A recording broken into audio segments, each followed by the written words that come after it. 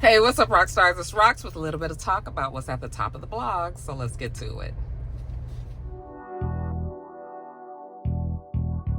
I say I'm gonna take some time off, y'all. All the cashiers, they was like, somebody stole her truck. It's like you could hear it all throughout the store. This Rox coming to you today with a review for Love and Marriage Detroit, Love and Marriage Huntsville, our book 4, Real Housewives of Atlanta. Let's get to it, shall we?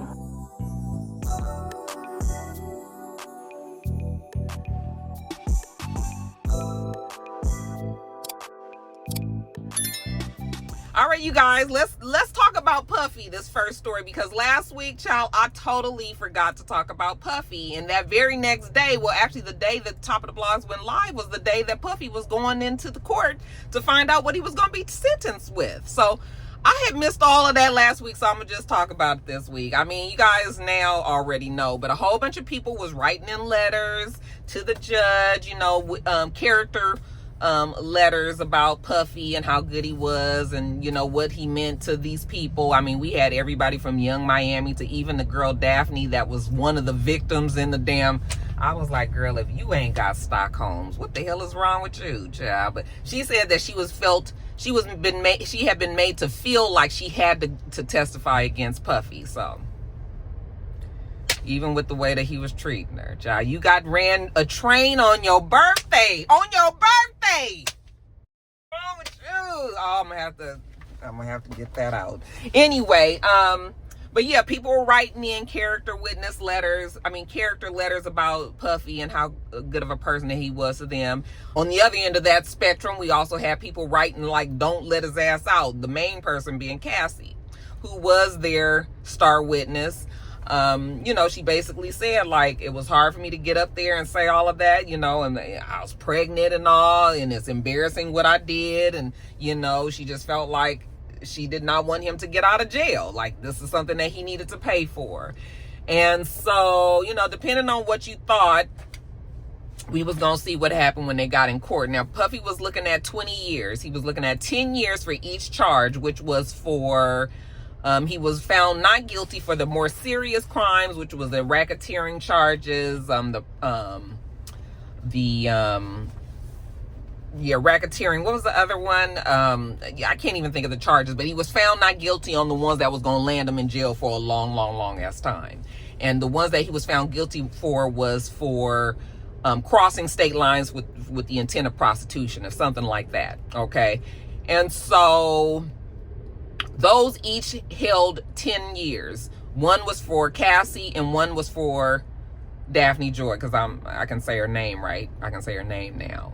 So, and Daphne Joy is 50 Cent's baby mama.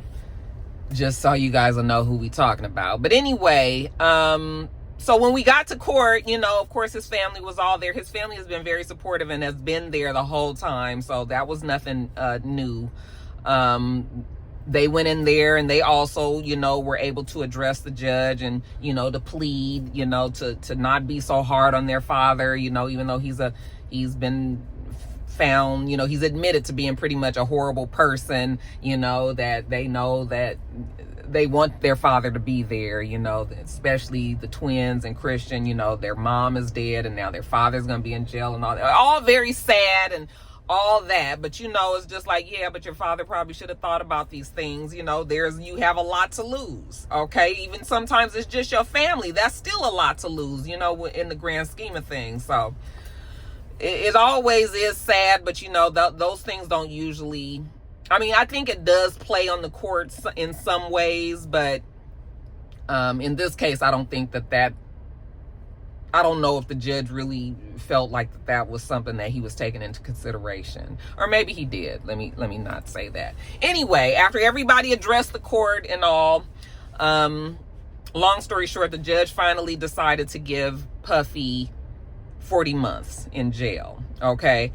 I still don't know for a fact if he is going to get time served, but I'm assuming that he is.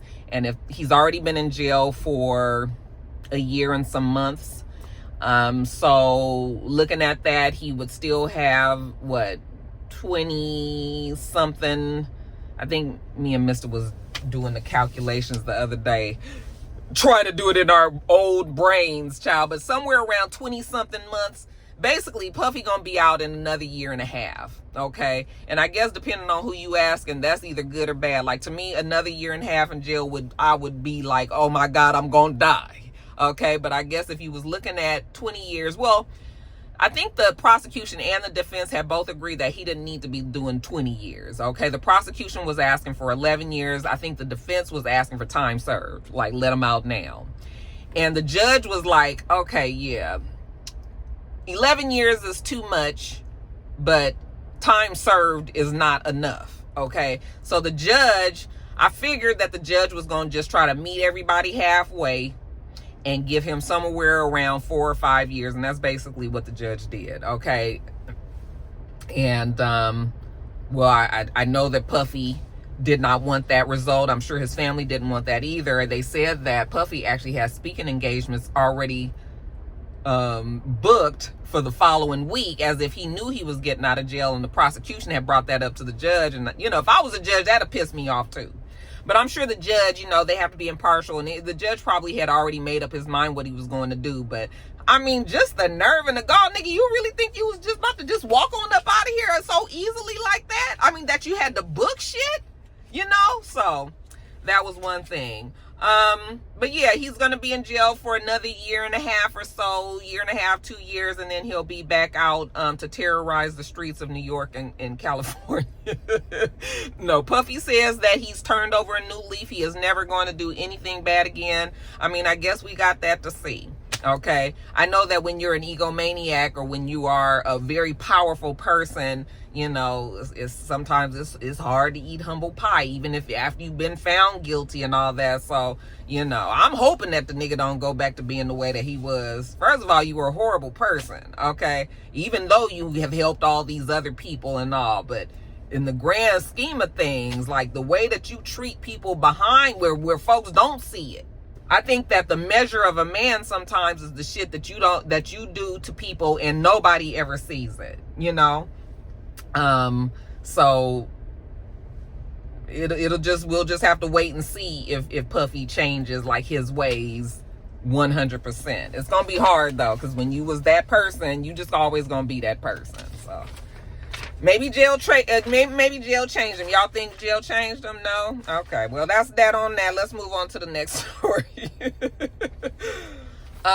You guys, I saw a video the other day of Allen Iverson, and you guys know how much I love Allen Iverson, right? Like, he has always been the biggest crush that I've had on any NBA player. And I think that most women, black women that were around my age, you know, that we all came up watching Allen Iverson play.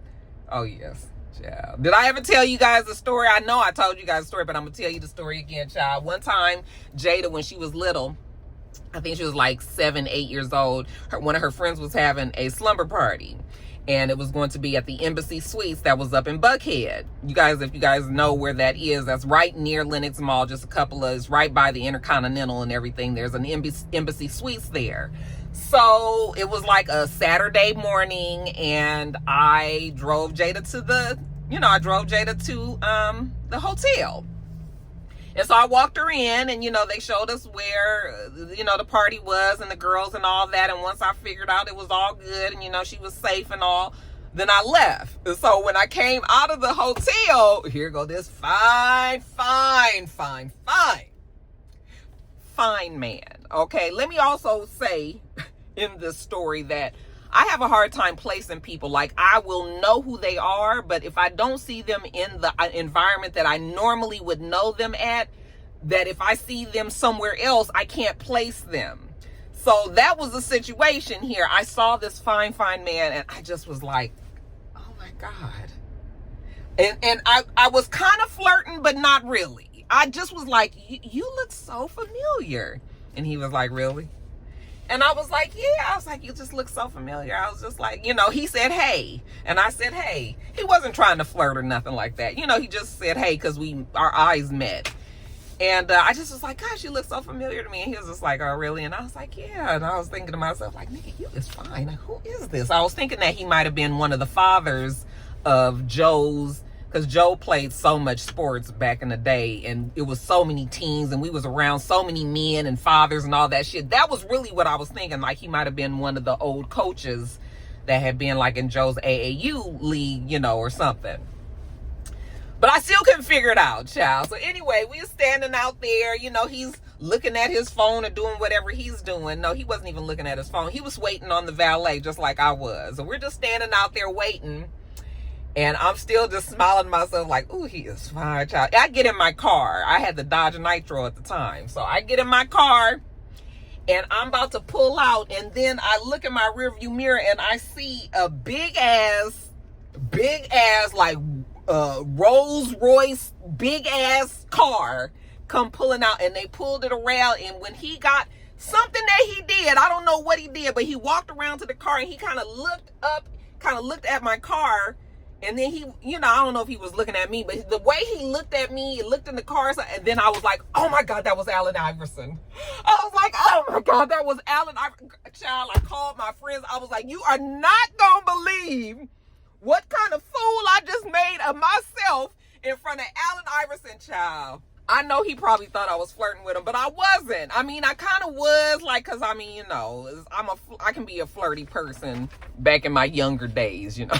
But I wasn't really. I really thought I knew him, child, and it was Allen fucking Iverson. That was a story for the day. Anyway, getting back to the to this story here. Allen Iverson has written a book called Misunderstood.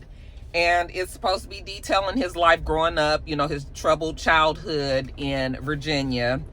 And 100% I'm going to ask the book club to read this. Not only because Allen Iverson is still my big crush, but because I know it's going to be good. Like, I saw a documentary. You guys probably saw it too, but years ago, there was a documentary that was basically about Allen Iverson's life as well, and, you know, him coming up, and, you know, him being this hot player in the NBA and all of the things that he faced. And you guys know about the whole practice. We talking about practice, you know, that whole thing. And just basically, it was a very, very good documentary. And I'm assuming that a lot of the stuff in that documentary is probably going to be in this book as well. So I feel like it's going to be a good read. But yeah, Allen Iverson has had a very I mean, sometimes traumatizing, but a very interesting life. I mean, he was this kid who was just this basketball phenom, but, you know, just really mired in the troubled youth. I mean, he grew up on the streets of Virginia, you know, so in one of the cities in Virginia. I'm not sure. I don't want to say just all of Virginia, but, you know, he's had his time. So it's going to be a good book. Well, I do definitely want to read this because I just know that it's going to be well. And again, that's my crush. I love this for Allen. He's been on a PR tour. I saw him on, I think it was it Good Morning, not Good Morning America, but on the NBC morning show. And he was talking about his sobriety. He said that he's 6 months sober, and that, you know, that was probably one of the best decisions that he's made for himself. And I'm like, good for you, because alcohol ruins lives. Like, I'm getting to the point where I don't even want to drink anymore, because there's been so many things, people that I know that have been affected by, you know, the grips of alcoholism, that it's just turned me off from it, you know. So I'm glad that he's sober. 6 months is still a big deal, because, you know, when you're an alcoholic, I mean, you want to drink every day, I'm assuming. And so, you know, good for him for that. But he also talked about, you know, his love for his mother. He's always has said how much he loves his mom. So he talks about his mom in his book. He just talks about his life and him growing up, and, you know, his family and all that. And yeah, I love this for Allen. When I see him now, he looks so at peace, you know. And he's never really ever looked at peace. Like, I will say that for Allen. He's never ever looked. He's always looked like there was something troubling him over the years, even after he wasn't playing basketball anymore, you know. But he does look like he's arrived there, and I love that for Allen. So yeah, you guys, his book is coming out. I don't know when, but like I said, book club, Roxy Reads Book Club. Put this one on the list. Okay, and let's move on to the next story. I guess the rest of this is just gonna be quickies. Did you guys see that Lyra Galore and Be the Beauty? Who are these people? I know who Lyra is. Lyra, child, remember when she used to be with Rick Ross? I mean, wasn't they engaged and everything, child? Now you done been reduced into fighting in the fucking airport baggage claim. I don't even know if they were here in Atlanta or in LA. I don't know where they were, but child, they was getting it up in the damn baggage claim. I mean, just totally on the ground, rolling around, fighting each other. The saddest part about it was that nobody tried to stop it. Like, they might have been in New York, because, child, I was like, New York is just not a real place. The fights and shit that I see on social media about New York, child, it is something that is totally different than any other fucking place in America. That's all I got to say. But yeah, child, they was rolling around on the ground. This man come running up in front of the camera and start doing like the shuffle, like doing this dance and everything, child, and they was over there fighting. I was like, girl, get off this goddamn floor. How embarrassing. What are they fighting over, you might ask? Well, Lyra did tweet after that she still has Be the Beauty's man in a blender. Now, I'm going to need the younger rock stars to put your auntie up on game, because I don't know what the fuck that means. Because, child, we ain't got time. You got them in a blender, so I guess that means you mixing them up with the rest of your men. Y'all together, he's still with you. Like, I mean, I guess that's what I assume that it means. But again, put your auntie up.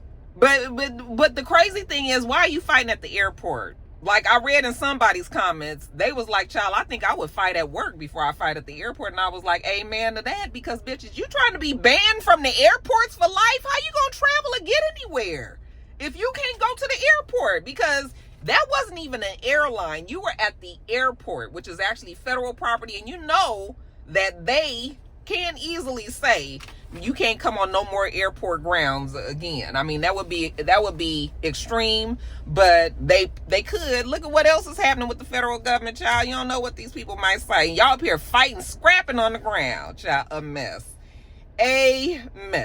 Young people is never that serious. Okay, take your ass somewhere else and then go fight. All right. Also, you guys, prayers are up for our girl Dolly Parton. I don't know what's wrong with our girl. I don't know what's wrong, but I do believe that she is ill. She had this residency in Vegas. I mean, she's sang in Vegas the whole time that we've known who Dolly Parton is, So when she canceled her upcoming dates, I knew something was wrong, because Dolly Parton has been known to be like a workhorse in the music industry. Like, she is always singing, and she's gonna make sure that she makes her dates, So when she canceled, I was like, something is wrong. Now, we know that Dolly Parton's husband of 100,000 years had just died recently. And I was worried about it because, when people have been together for that long, and we knew the story about her and this man, and how, all the things that they had been through, and they were still together. When he died, I was like, oh gosh, I know that's gonna be hard for Dolly. You find out about old people when their mates of so many years die like that. Usually the spouse that's left behind, their lives change, and they kind of die of themselves of a broken heart. So we didn't know what it was. She just canceled, and then she had put out a statement saying, I need to take care of some things, and I'll be back. But we was gonna go with that. But then Dolly's sister, she put out a statement asking everybody to pray for her sister. Now that was worse, okay? Because when the sister started reaching out to people, that was the same. Who was that just did that? Asked us to pray. Oh, I cannot remember what it was. A rapper. But like, they asked us to pray, and then the next week or two, we found out that person died. So I can't even think of who it is. But yeah, when the family started asking everybody, soliciting everybody else for prayers, then that is a little concerning, a little worrisome. So we was real scared for Dolly. And then so then now Dolly has to come out because nobody knew what to think. So she did make a video now, so we were able to see her, and she pretty much looks like herself. I mean, she still looks good, but she was sitting down, and it just felt like it was just something to keep everybody from being really worried. She just don't want her fans to be worried, but I'm just like, yeah. I mean, Dolly ain't no spring chicken anyway, I would love to see Dolly sit down somewhere, but that's just not how she operates. She loves being on stage. So, she did say that when her husband died, she was just so kind of upset about it that she's just stopped taking care of her own self, and she let some things go by the wayside. I was just reading into that, and I was like, what would you let go? You know, mammograms, different things that you would look up, you know, that you need to take care of to watch, make sure that you don't have any problems. I just hope that it's nothing like that. But I just kept thinking about what you would miss and what you might slip up on doing, and a lot of those type of appointments and things. Maybe, I don't know, I don't want to put that on Dolly. I just hope that she's okay. So we just gonna ask everybody, so I'm sure, so everybody just pray for old Dolly, that our girl, you know, that is nothing too serious. Okay. I wanted to talk about this interview that Offset had with Kiki, but I forgot to watch it, you guys. I was watching Reasonable Doubt and taking the notes for that, and I forgot to watch it. But I am going to watch it. I've heard that it's been a good interview, but people were saying that, I think people were saying that he actually apologized for, I don't know if it was in that, see, I shouldn't even talk about it because I don't know if it was in that interview, but I also heard that he did eventually recently apologize for putting Cardi through some of the things that he put her through. That's what I've heard. But they said that the interview that Kiki did with him is really good, so I'm gonna watch that.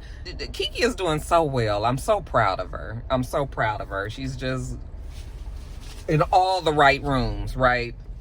So yeah, I guess I ain't talking about that. I'm gonna get on off of here. I wanted to also just mention about Young Thug. I just have been meaning to say something about this for the last couple of weeks. Young Thug saying that he feels lesser of a man if a woman that he's with decides to go to therapy instead of listening to him. Child, I ain't been able to get past that ever since I heard such stupid things come out of his fucking mouth.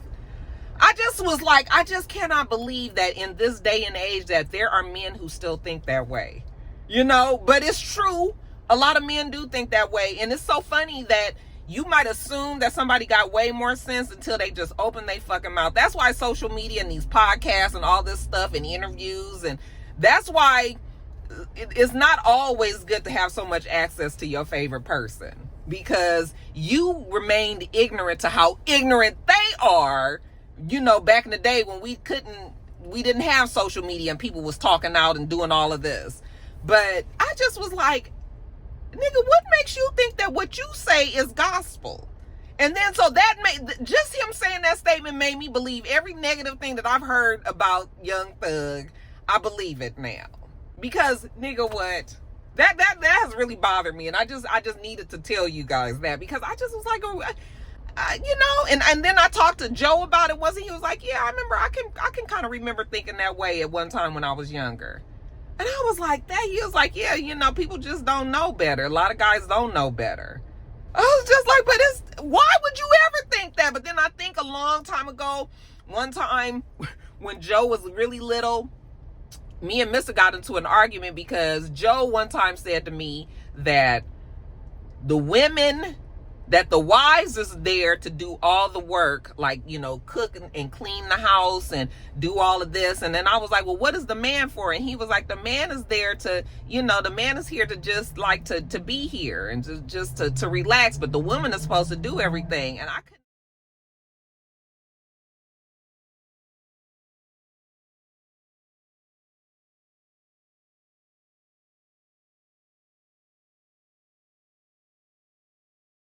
And I could not believe he said that. He was like 6 or 7. But I was like, and I told Mr. that, and child, we had some words. I just was like, why does this nigga think that I'm supposed to be doing all this fucking work around here? Like, something is wrong because he's seeing things differently. Okay, we had to make some changes.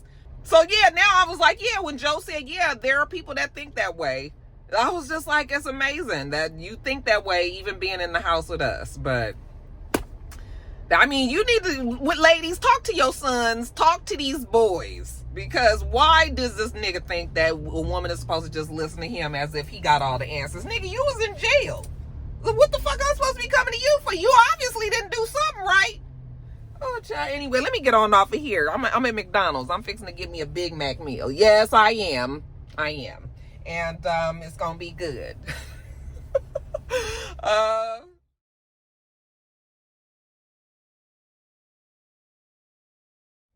All right, you guys, we do this every single week. So make sure you thumbs up the video, comment, and subscribe. And make sure you come back.